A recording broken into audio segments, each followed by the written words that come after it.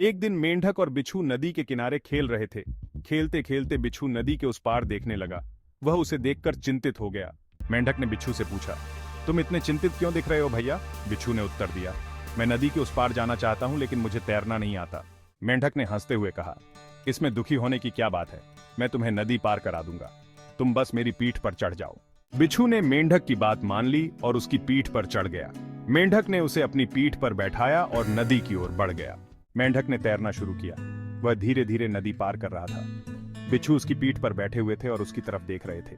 लेकिन नदी के बीच में पहुंचते ही बिच्छू ने अचानक मेंढक को डंक मार दिया। मेंढक दर्द से कराहने लगा और पानी में डूबने लगा। मेंढक ने बिच्छू से पूछा, तुमने ऐसा क्यों किया? अब हम दोनों डूब जाएंगे। बिच्छू ने उसे देखा और मुस्कुराया।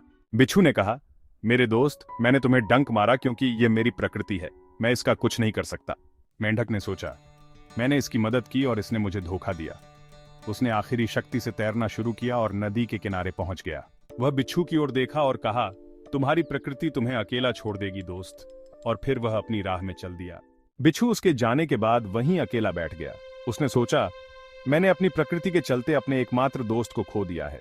उसने तब जाकर समझा कि दोस्ती के लिए अपनी प्रकृति को बदलना पड़ता है, वरना वह सच्ची दोस्ती नहीं होती। यह कहानी हमें यह सिखाती है कि हमें हमेशा दूसरों की भलाई की तरफ सोचना चाहिए और अपनी स्वार्थपरक प्रवृत्तियों को दूर रखना चाहिए।